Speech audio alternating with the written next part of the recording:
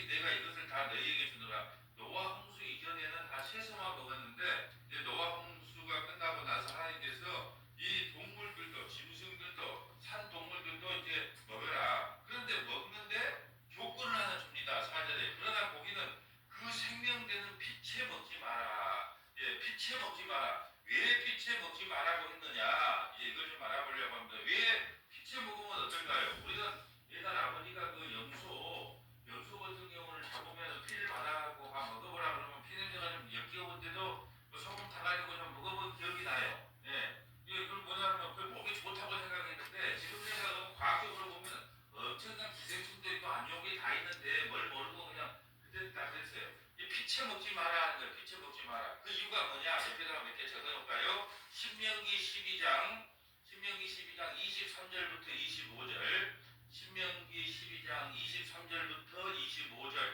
그 다음에 히브리서 9장 11절부터 22절, 자, 히브리서 9장 11절부터 22절, 그 다음에 누가복음 22장 20절, 누가복음 22장 20절 한번 볼까요? 신명기 12장 23절, 신명기 12장 23절, 신명기 12장 23절 볼까요? 정한 자나 부정한 자를 막론하고 노르나 사슴을 먹는 것까지 먹을 수 있거니와 다만 크게 상가는 그 피는 먹지 말라. 피는 그 생명인즉 내가 그 생명을 그리스도와 함께 먹지 못하리라. 너는 그것을 먹지 말고 물같이 땅에 쏟으라. 너는 피를 먹지 말라. 내가 이같이 여호와께서 의롭게 하시는 일을 행하며 너와 내 후손의 복을 누리리라. 예수 그리스도의 피 흘림이 없이는 죄사함이 없어요. 그러니까 피를 먹는다는 것은 하나님 그 피를 보면서 하나님께서 나를 구원하셨구나. 이 십자가의 보혈 피로 구원하셨구나. 이걸 상기하라는 의미에서 피채 먹지 마라. 왜요? 그 오직 피로 우리를 구원하실 분은 예수 그리스도 한 분밖에 없는데 사람이 그걸 만연히 여겨서 피를 먹을 수 없다. 그 어떤 사람도 그 구원의 당사자가 구원을 시킬 수 있는 능력을 가진 분이 없다. 그걸 상기시키기 위해서 피채 먹지 마라 그랬습니다. 자, 히브리서 9장 11절도 볼까요? 자, 히브리서 9장 11절. 히브리서 9장 11절. 그리스도께서는 장래 좋은 일의 대제사장으로 오사 손으로 짓지 아니한 것 창조에 속하지 아니한 더 크고 온전한 장막으로 말미암아 염소와 송아지의 피로 아니하고 오직 자기 피로 영원한 속죄를 이루사 단번에 성소에 들어가셨느니라. 구약에서는 염소 잡고 양 잡아가지고 그날그날 지은 죄를 용서받았지만 이제 예수님이 영원한 제사를 단번에 십자가에서 드림으로 말미암아 자기 피로 우리를 모두 속죄해 줬다는 거죠. 그래서 그걸 기념하라는 의미에서 피채 먹지도 마라. 염소 황소의 피가 및 암송아지의 죄를 부정한 자에게 뿌려 그 육체를 정결하게 하여 거룩하게 하거든을 구약 시대에도 염소 잡고 황소 잡고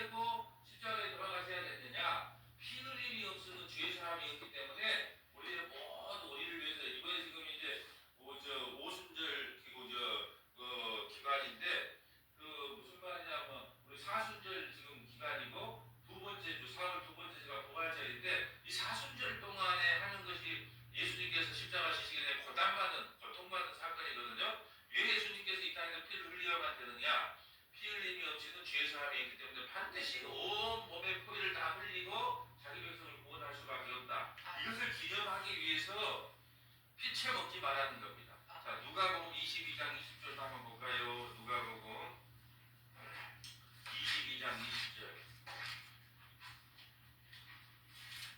누가복음 22장 20절. 저녁 먹은 후에 잔도 그와 같이 하이되 이 잔은 내 피로 세운 새 언약이니. 피는 새 언약이에요. 새 언약. 새 언약이라고 하는 것은 옛 언약이 있고 새 언약이 있는데, 옛 언약은 하나님과 이스라엘 백성들과 세운 언약이 옛 언약이에요.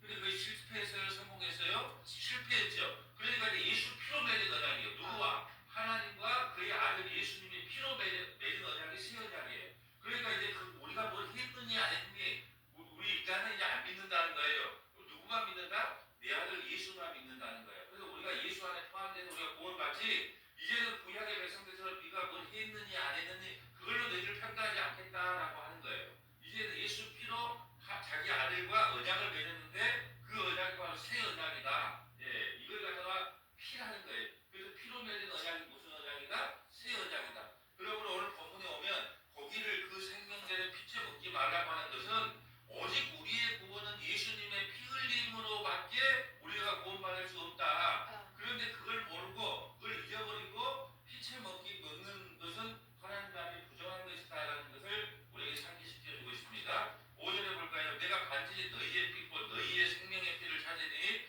짐승이면 그 짐승에게서 사람이나 사람의 형제면 그에게서 그의 생명을 찾느니라. 생명의 값은 피로만 해결된다라는 겁니다. 예. 6절에 볼까요? 다른 사람의 피를 흘리며 그 사람의 피도 흘릴 것이니 이는 하나님이 자기 형상대로 사람을 지으셨습니다. 너희는 성인과 번성하여 땅에 가득하여 그 중에 번성하라 하셨더라. 하나님이 너와 그와 함께한 아들들에게 말씀하여 이르시되 9절에 내가 내 언약을, 여기서 중요한 게 내 언약이에요. 하나님은요 내 언약을 세워요. 내 언약. 예, 하나님은 언약이라는 것은요, 언약의 실체가 예수 그리스도인데 구약의 모든 언약들은 예수 그리스도로 나중에 이제 완성이 되거든요. 근데 이게 내 언약이에요. 내가 내 언약, 너희 언약이 아니란 말이에요. 그럼 반드시 이것을 하나님께서 이루어 가신다는 목적이에요. 하나님께서 한번 약속하신 건 반드시 하나님이 이루어 가신다는 걸 설명하기 위해서 여기서 중요한 것은 내 언약이에요. 내 언약을 너희와 너희 후손과 너희와 함께한 모든 생물, 곧 너희와 함께한 새와 가축과 땅의 모든 생물에게 세우리니 방주에서 나온 모든 것, 곧 땅의 모든 짐승이니라. 내가 너희와 언약을 세우리니 다시는 모든 생물을 홍수로 멸하지 아니할 것이라. 땅을 멸한 홍수가 다시 있지 아니하리라. 그렇다면 보세요. 왜 홍수로 다시는 멸하지 않겠다고 이야기를 할까요? 하나님께서는 홍수 심판 이후에 사람이 절대 변할 수 없다는 것을 알아요.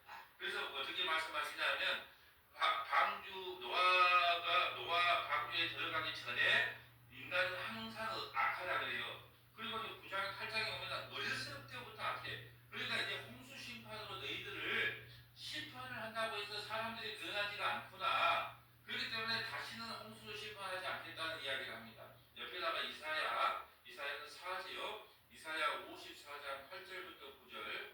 이사야 54장 8절부터 9절. 로마서 8장 1절부터 2절. 로마서 8장 1절부터 2절. 다시는 이제 홍수로 너희에게 죄를 묻지 않겠다는 거예요. 자, 이사야 54장 8절 가볼까요? 이사야 54장 8절. 내가 넘치는 진노로 네 얼굴을 내게서 잠시 가렸으나 영원한 자비로 너를 긍휼히 여기리라. 내 구속자 여호와께서 말씀하셨느니라. 이는 내게 노아 홍수와 같도다. 내가 다시는 노아의 홍수로 땅 위에 본당하지 못하게 하리니 맹세한 것까지 내가 내게 노하지 아니하며 너를 책망하지 아니하기로 맹세하였다. 노아 홍수 심판 이후에 인간이 변할 수 없다는 걸 하나님께서 아시고 다시는 그럼 이제 정지하지 않겠다, 심판하지 않겠다는 거예요. 뭘로요? 홍수로 다시 이 세상을 멸하지 않겠다. 그러니까 우리가 쓰나미 같은 거 일본에 일어나고 다른 섬나라 이렇게 일어나지만 하나님께서 그것을 우리에게 보여주는 것이지 그 홍수로서 우리를 멸하지 않는다. 그러니까 이제는 홍수 심판은 없어요. 하나님께서 또 이것을 로마서 8장에 이렇게 말합니다. 자, 오늘 다시는 홍수로 멸하지 않겠다는 것을 로마서 8장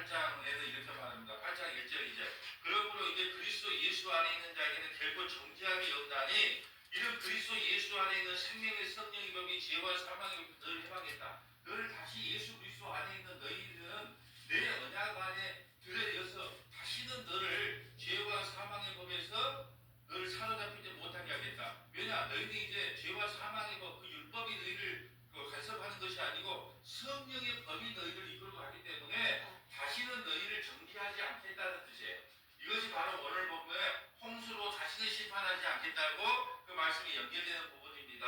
자, 오늘 본문으로 와볼까요? 12절 볼까요? 하나님이 이르시되 내가 너와 너희와 및 너희와 함께하는 모든 생물 사이에 대대로 영원히 세우는 언약의 증거는 이것이니. 그러면서 하나님께서 이제 무지개 언약 13절에 보면 내가 내 무지개를 구름 속에 두었나니 이것이 나와 세상 사이의 언약이요. 근데 무지개를 볼 때마다 다시는 물로 심판하지 않겠다고 하는 하나님의 약속이 담겨 있단 말이죠. 자, 구름이 나오는데 구름은 구름 속에 두었다니. 구름은 하나님의 임재를 상징하는 거예요. 항상 그러면 하나님의 임재를 상징하고요. 물은요, 생명과 은혜를 상징합니다. 그러니까 무지개가 어떻게 생겨요? 구름과 물로 만들어진 게 무지개잖아요. 예, 구름과 물로 만들어진 게 무지개인데 하나님의 임재 가운데에 너희에게 은혜를 베풀어 주겠다는 게 무지개 언약이에요. 하나님의 임재 가운데 너희에게 은혜를 베풀어 주겠다는 것이 무지개 언약인데, 이 무지개 언약을 이렇게 보면은 뭐처럼 보이죠? 무지개가 이렇게 활처럼 보여요. 무지개가 활처럼 보이잖아요. 근데 활이 어디를 향해 있죠?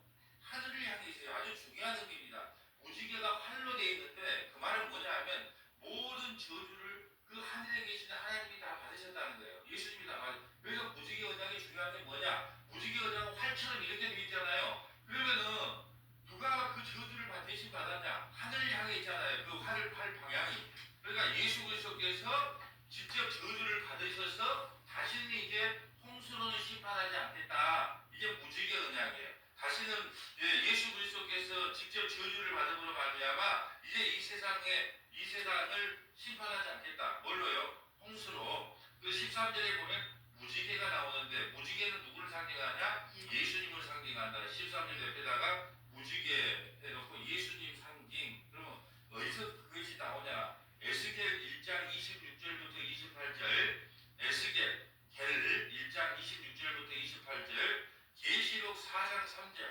계시록 4장 3절, 계시록 10장 1절, 계시록 10장 1절. 자, 계시록으로 가볼게요. 계시록 4장 3절 가볼까요? 무지개가 예수님이다. 성경에 이렇게 다 이제 찾아보면 답이 나오는데, 계시록 4장 3절, 계시록 4장 3절 볼까요? 앉으신 이의 모양이 벽옥과 홍보석 같고도 무지개가 있어. 하나님 나라를 지금 상징하고 있어요. 하나님 나라의 예배드리는 모습이 사장이거든요. 근데 어떤 모습이 있냐? 앉으신 이의 모양이 벽옥과 홍보석 같고도 무지개가 있어. 자, 이 무지개가 예수님이에요. 무지개가 있어 보좌에 둘렀는데 그 모양이 녹보석 같더라. 그래서 무지개는 누구를 상징한다? 예수님을 상징한다. 또 하나 볼까요? 계시록 10장 1절 볼까요? 계시록 10장 1절. 계시록 10장 1절. 자, 내가 또 보니 힘센 다른 천사가 구름을 얻고 하늘에서 내려오는데 그 머리 위에 무지개가 있고, 무지개. 하나님 나라에는 꼭 무지개가 있는데 이 무지개는 누구를 상징하냐? 예수님을 상징해요. 그러니까 예수님께서 그 활 모양이신 저주를, 자기가 본인이 직접 저주를 받아서 다시는 홍수로서 이 땅을 심판하지 않을 것을 상징한다는 거죠. 그래서 무지개라고 하면은 예수 그리스도를 모형하고 예수 그리스도를 상징하고 있구나라는 것을 아시면 되겠습니다. 예. 자, 이제 오늘 본문 쭉 보면 16절 볼까요? 16절. 무지개가 구름 사이에 있으리니 내가 보고 나 하나님과 모든 육체를 가진 땅의 모든 생물 사이에 영원한 언약을 기억하리라. 자, 보자. 내가 보고 나 하나님과 내가 보고 예수를 보고 너희를 구원하겠다는 게 무지개 언약이에요. 예수님을 보고 우리가 어떻게 구원받았습니까?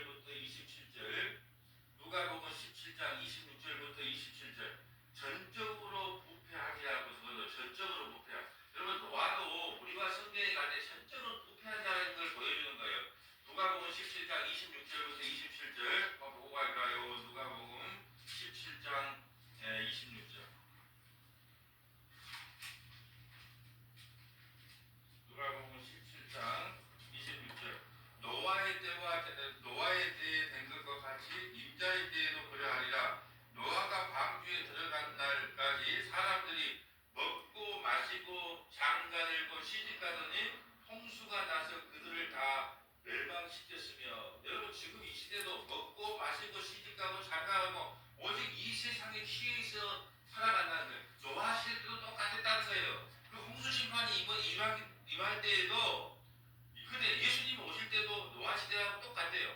그럼 무슨 뜻일까요? 예수님이 재림하실 때 노아의 시대와 같이 사람들이 예수님에 대해서는 관심이 1도 없고 먹고 마시고 시집가고 장가가고 오직 이 세상에 뿌리 내리고 살아가는 사람들로 가득할 때 주님이 이 땅에 다시 오실 것을 이야기하고 있다라는 겁니다. 예. 자, 오늘 또 본문으로 가볼까요? 자, 포도주를 마시고 취하여 장막 안에서 벌거벗은지라 가나안의 아버지 함이 그의 아버지 하체를 보고 밖으로 나가서 그의 두 형제에게 알림해 셈과 야벳이 옷을 가져다가 자기들의 어깨에 메고 뒷걸음치고 들어가서 그들의 아버지의 하체를 덮었으며 그들의 얼굴을 돌이키고 그들의 아버지의 하체를 보지 아니하였더니 노아가 수리기에 그의 작은 아들 함이 한 일이죠. 자기에게 행한 일을 보고 이르되 가나안은 저주를 받아 그의 형제의 종들의 종이 되기를 원하노라. 잘못을 누가 했어요? 아니 노아가 했단 말이에요. 그런데 함이 그걸 형제들에게 와서 야 우리 아버지 포도주 먹고 까딱 먹고 있다 그렇게 알렸단 말이죠. 그런데 왜 저주를 했을까요? 이것이 오늘 핵심이에요. 오늘 말씀의 9장의 핵심이 이거예요. 자, 왜 함을 저주를 했을까요? 여러분 함은 이따가 나중에 보면 흑인의 조상이 되거든요. 그래서 흑인들이 실질적으로 노예 생활도 많이 하고 또 애굽에 나가서 종노동을 많이 하는 그 족속이 이 함의 족속이란 말이죠. 그러면 왜 자기 아들을 이렇게 저주했을까요? 왜 함을 저주했을까요? 용서해주면 안 돼요? 우리에게 뭔가를 보여주고 싶어서 그래요. 함이 어떻게 구원을 받았나요? 방주 안에 들어갔지요. 방주 안에 들어갔다는 것은 덮어줌의 은혜로 구원받았다는 거예요. 다 죽어야지 맞아 함도. 근데 뭘로? 방주 안에 들어가서 하나님의 은혜로 덮어줌의 은혜를 받았는데 하나님이 지금 진노하는 것은 노아가 진노하는 것은 우리가 어떻게 구원받았냐? 하나님의 덮어줌으로 방주 안에 들어가서 구원을 받았는데 너는 왜 아비의 허물에 덮어줌을 행하지 않았다는 거예요. 왜 아버지의 허물을 덮어주지 않았냐?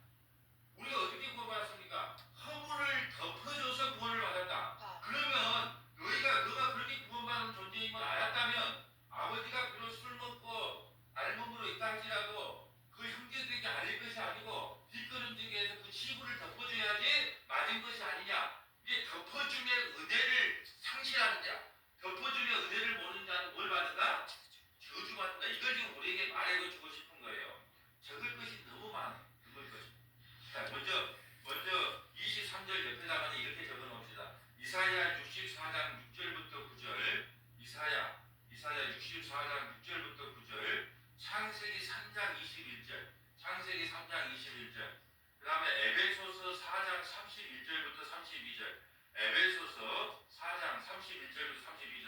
먼저 한번 보고 갈까요? 이사야 46장 6절, 64장. 이사야 64장 6절. 자, 이사야 64장 6절. 우리는 다 부정한 자 같아서 우리의 의는 다 더러운 옷 같으며 우리는 다 잎사귀같이 시들므로 우리의 죄악이 바람같이 우리를 몰아가나이다. 주의 이름을 부르는 자가 없으며 스스로 부끄하여 주를 붙잡는 자가 없사오며 이런 주께서 우리에게 얼굴을 숨기시며 우리의 죄악으로 말미암아 우리가 소멸되게 하셨습니다. 그러나 여호와여 이제 주는 우리의 아버지시니이다. 우리는 진흙이요 주는 토기장이시니 우리는 다 주의 손으로 지으신 것이오니 여호와여 너무 분노하지 마소서. 죄악을 영원히 기억하지 마옵소서. 고아오니 보시옵소서. 우리는 다 주의 백성이니이다. 우리의 의는 다 더러운 옷 같아. 아무리 우리가 이 세상에서 뭐 바르게 산다, 올바르게 산다, 법 없이 산다 해도 우리의 의가 다 더러운 옷 같아. 다 시들어 없어진단 말이죠. 그러니까 하나님께서 우리에게 은혜를 베풀지 않으면 도저히 구원받을 자가 한 번도 없어. 그런데 여호와의 너무 분노하지 마소서. 우리에게 은혜를 베풀어 주소서. 이 고백을 하는 거예요. 우리의 구원은요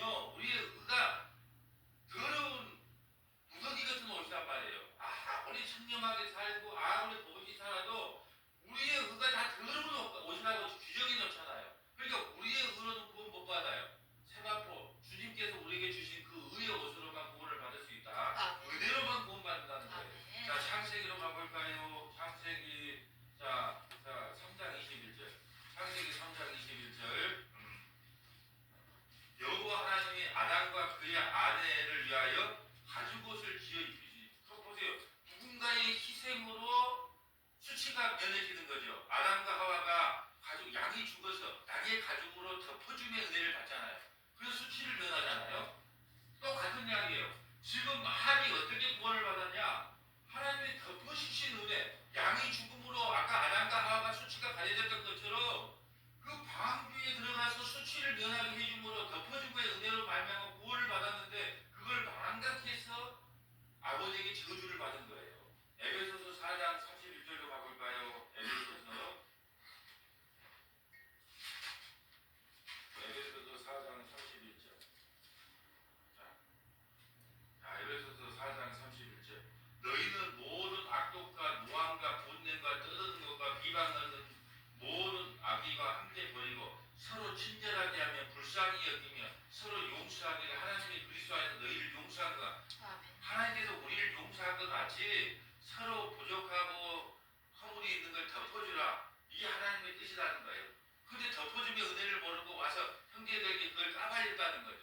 자기가 어떻게 구원받은 것을 망각했단 말이죠. 그래서 그런 저주를 받게 됩니다. 자, 25절, 오늘 보면 25절 옆에다가는 이에 가나안은 저주를 받아 그의 형제의 종이 되기를 원하노라. 자, 그럼 왜 합이 왜 저주를 받았다고요? 덮어주며 은혜를 모르기 때문에. 그럼 지금도 덮어주며 은혜를 이제 25절 옆에다가 적을 거예요. 출애굽기 25장 16절부터 22절. 덮어주며 은혜. 출애굽기 25장 16절부터 22절. 출애굽기 12장 4절부터 14절. 출애굽기 12장 4절부터 14절. 시편 32편 1절 2절. 시편 32편 1절 2절. 로마서 4장 6절 8절. 로마서 4장 6절 8절. 계시록 6장 16절부터 17절. 계시록 6장 16절부터 17절. 계시록 7장 9절부터 14절. 계시록 7장 9절부터 14절. 자, 덮어주심의 은혜. 출애굽기 25장 16절. 한번 가볼까요? 출애굽기 25장 16절.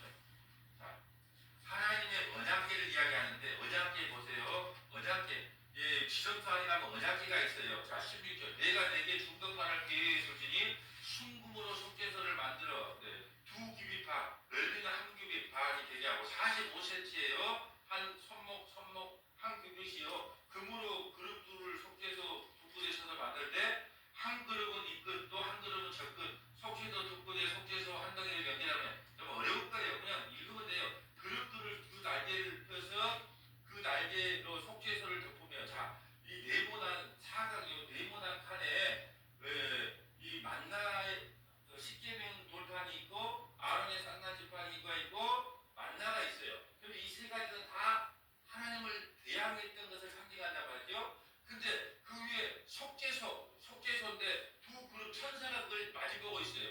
그럴 때 1년에 한 번 양의 피를, 염소의 피를, 네 제사장이 염소 피를 갖고 와서 어떻게 해요? 그 속죄소 위에다가 뿌리면 그 그룹이 천사가 뭘 본다? 죄를 보지 않고 그 피가 죄를 덮어버려요. 그리고 덮어줌의 은혜로 그 안에 있는 아론의 쌍난지팡이, 십계명 돌판, 만나, 그 다 죄를 상징하는 걸 덮어버리는 거예요. 그러니까 그 언약궤 안에 너희가 어떻게 구원받았냐? 그 염소의 피가 나를 대신하여 희생됨으로, 다시 말해 덮어줌의 은혜로 이스라엘 백성들이 1년간 속죄를 받고 살았다. 근데 덮어줌의 은혜를 몰았던 함은 저주를 받은 거다. 계속 이걸 기억하세요. 왜 함이 저주를 받았을까? 덮어줌의 은혜를 깨닫지 못한 자는 반드시 저주를 받아요. 여러분, 우리가 덮어줌의 은혜를 아는 사람은요, 우리 신앙관이 틀려져요. 내가 어떻게 구원받았지? 내가 어떻게 목사가 됐지? 내가 어떻게 장로가 됐지? 어떻게 내가 권사가 됐지? 하나님께서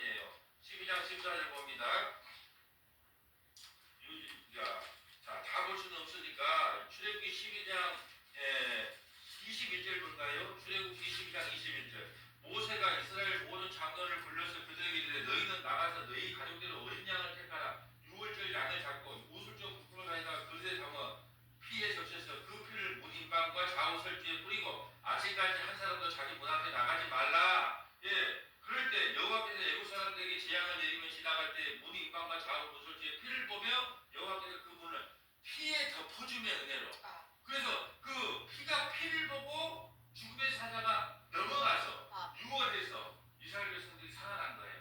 그럼 이스라엘 백성들이 여러분 어린 양의 피 안에 들어온 사람들 중에서 부부싸움 한 사람도 있고 노름한 사람도 있고 살인한 사람도 있지만 하나님은 그걸 보는 것이 아니에요. 뭘 보고요? 그 어린 양의 피를 보고 덮어주며 은혜를 보고 죽음의 사자가 건너뛰었단 말이에요. 아멘. 그런데 함은 자기가 하나님 앞에 그렇게 덮어주며 은혜로 방주하에서 구원받았는데 그 덮어주며 은혜를 몰랐기 때문에 그 아버지 노아에게 저주를 받은 거예요. 자, 시편 32편 1절 가볼까요? 자, 시편 32편 지금 덮어주며 은혜를 계속 찾는 거예요. 시편 32편 1, 2절.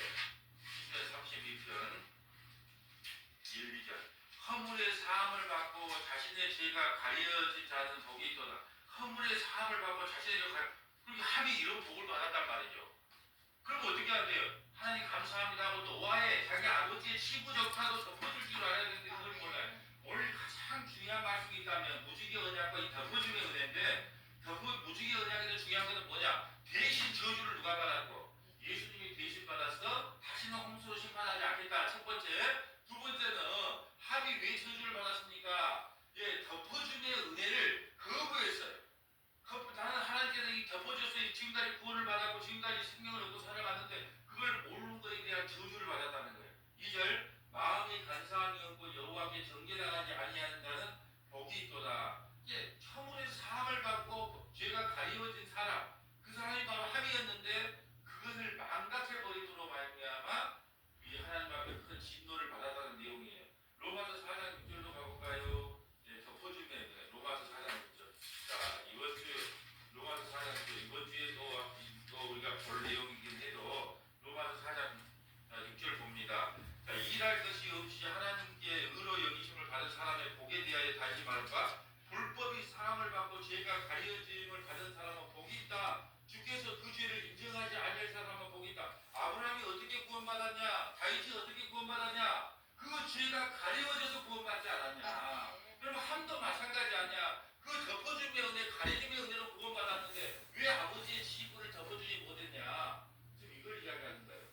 여러분 우리도 완벽한 사람 아무도 없잖아요. 따지고 보면 다 부족해. 예, 다 부족해. 예, 문제 없는 가정 하나도 없고 문제 없는 교회 하나도 없어. 오늘 아침에 말했잖아요. 왜 교회가 문제가 많냐? 죄인들이 모여있기 때문에 문제가 많다. 그러니까 문제 없는 교회 없고 문제 없는 일 하나도 없단 말이죠. 그러니까 우리 어떻게 살아야 돼요? 하나님께 대해서 하나님 나 같은 문제투성이를 이끌어 주셔서 여기까지 인도해 주시길 감사합니다. 혹시 내가 다른 사람도 허물이 보이면 그냥 내가 덮어주면 은혜로 구원받았기 때문에 그냥 덮어주게 해주세요. 이렇게 나가라는 거예요. 우리가 저주를 안 받는다 그런 뜻이에요. 자, 또 볼까요? 계시록 6장 16절. 요한계시록 딱 밑에 뒤에 6장 16절. 요한계시록 6장 16절 볼까요? 자, 산들과 바다에게 말하다 우리 위에 떨어져 보좌에 앉으신 이 얼굴에서와 그 어린 양의 진노에서 우리를 가리라. 여러분 얼마나 무서우면요. 마지막 심판 때가 얼마나 무서우면요. 산들과 바위에게 말하여 우리 위에 떨어져 보좌에 앉으신 이 얼굴에서와 어린 양의 진노에서 우리 좀 가려달래요. 얼마나 마지막 때 그 심판이 무서우면.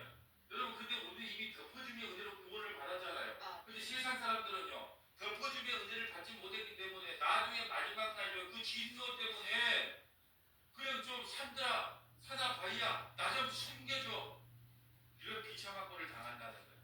계시록 7장 9절로 가볼까요? 계시록 7장 9절. 계시록 7장 9절. 이후에 내가 보니 각 나라와 족속과 백성과 방언에게 아무도 능히 셀 수 없는 큰 무리가 나와 흰 옷을 입고 손에 종려나무를 들고 보좌와 어린 양 앞에 서서 큰 소리로 외치되 구원하심이 보좌에 앉으신 이 하나님과 어린 양의